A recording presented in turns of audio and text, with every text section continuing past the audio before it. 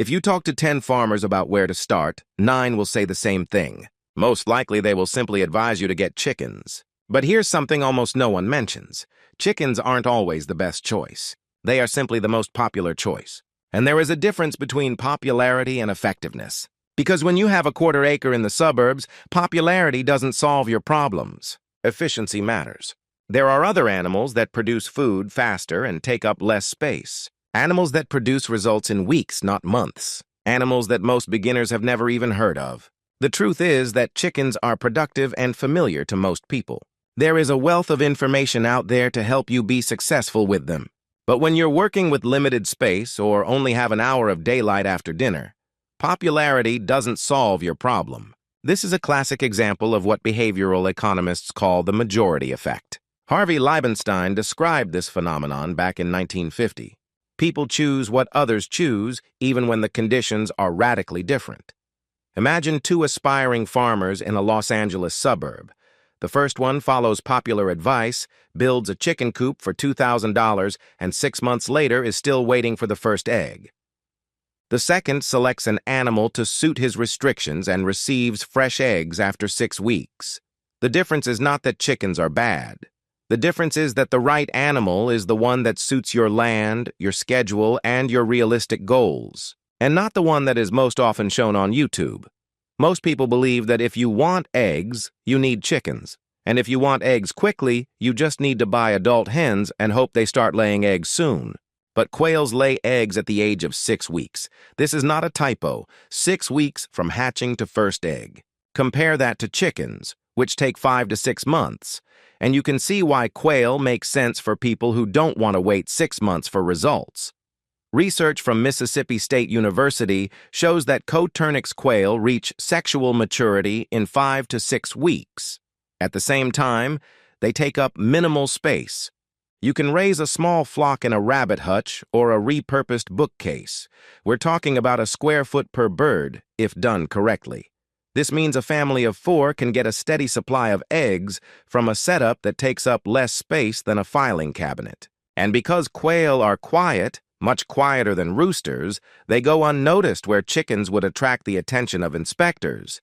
Quail eggs are smaller than chicken eggs. You will need 4 to 5 quail eggs to replace 2 chicken eggs by volume. But you also get those eggs in a fraction of the time, with a fraction of the feed, and on a fraction of the land. The USDA nutrient database shows that quail eggs contain 12 more iron and vitamin B per gram compared to chicken eggs. At farmers markets, quail eggs often sell for a premium simply because fewer people raise them. One quail produces approximately 5 to 6 eggs per week once mature. If you keep 10 females, you will get about 4 dozen eggs a week. This is more than most small families can use, meaning there is room to share with neighbors or trade. Quail are incredibly disease-resistant compared to chickens. They do not attract the same pests and are not as vulnerable to respiratory diseases. If you lose one bird, you will not lose much of the flock's production. If your goal is meat, chickens can provide you, but the schedule is long and the feed conversion rate is not great. Rabbits, on the other hand, are one of the most efficient meat animals that can be raised in a small space. One female rabbit can produce over 50 pounds of finished meat per year. During the Great Depression, families relied on rabbits for survival protein. Reports from the Food and Agriculture Organization of the United Nations show that rabbits convert feed into meat more efficiently than many other livestock species. Rabbits reach market weight in 8 to 12 weeks. You don't need acres of land. You don't even need a yard. Rabbits thrive in multi-tiered cage systems, which means you can raise a breeding trio in the same space you'd use for a medium-sized chicken coop. 3 rabbits, 2 females, and a male can provide meat for a small family year-round if the breeding schedule is managed with intention. Rabbit manure contains approximately 2.4% nitrogen, making it one of the richest natural fertilizers. When people think of livestock, they think of animals that need daily feeding, daily water, daily attention. Bees don't fit into this mold, and that's why they work for people who don't have an hour every morning to farm. A healthy hive, once established, largely takes care of itself. You don't feed the bees every day or clean the bedding. You check them every couple of weeks during the active season and intervene when something doesn't look right. A strong hive can produce 30 to 60 pounds of honey in a good year. Some hives produce even more under ideal conditions. At current retail prices, even a modest harvest can bring in several $100s per hive.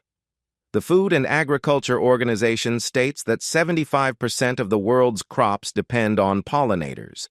Research from the University of California shows a significant increase in almond and blueberry yields when bees are present. Bees scale in a way that most animals cannot.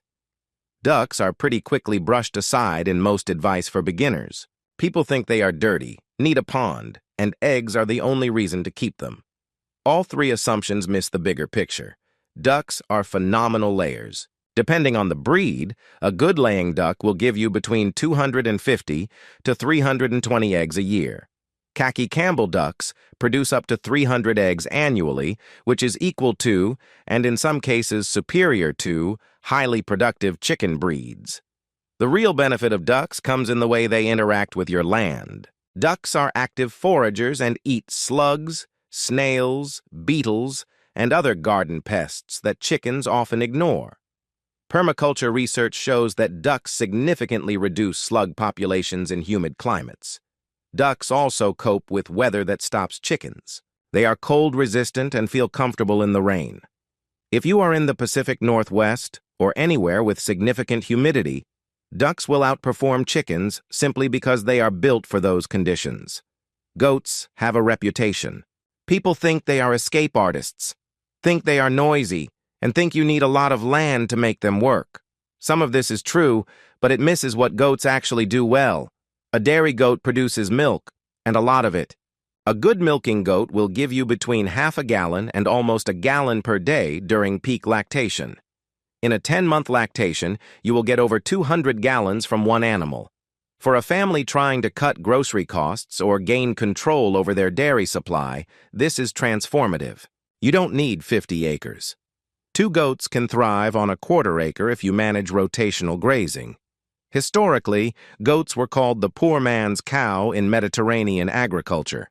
Pound for pound, they produce more milk per unit of feed than cows. If you are lactose intolerant or sensitive to cow's milk, goat's milk is often easier to digest due to differences in the protein structure. Here's the part that's more important than which animal you choose. Choosing the right animal for your situation is important, but it's even more important to dedicate a full year to one animal before adding anything else.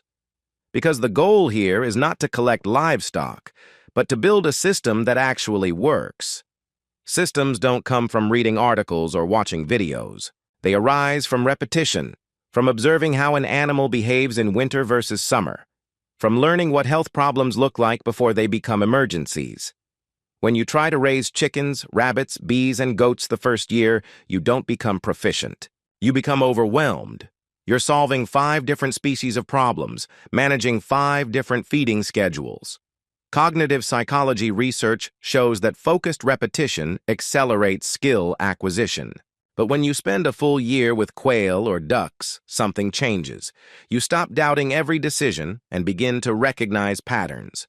By the time this year ends, you are no longer a beginner. You are the one who knows what you are doing, the one who can troubleshoot, adapt, and expand with intention instead of anxiety. It's the difference between pampering and real farming. If you're just starting out or have been thinking about adding animals, keep it simple. Pick one, study deeply, master the basics, and then when you're ready, add the next one. True food security doesn't come from trying to do everything at once. It comes from doing one thing well and building from there. Quail for speed, rabbits for meat, bees for passive productivity, ducks for stability, or goats for milk supply. There is no wrong answer. It's about conformity. And remember, popularity does not solve your problems. Efficiency does. Choose an animal that suits your land, your time, and your real goals, not the one that everyone is talking about.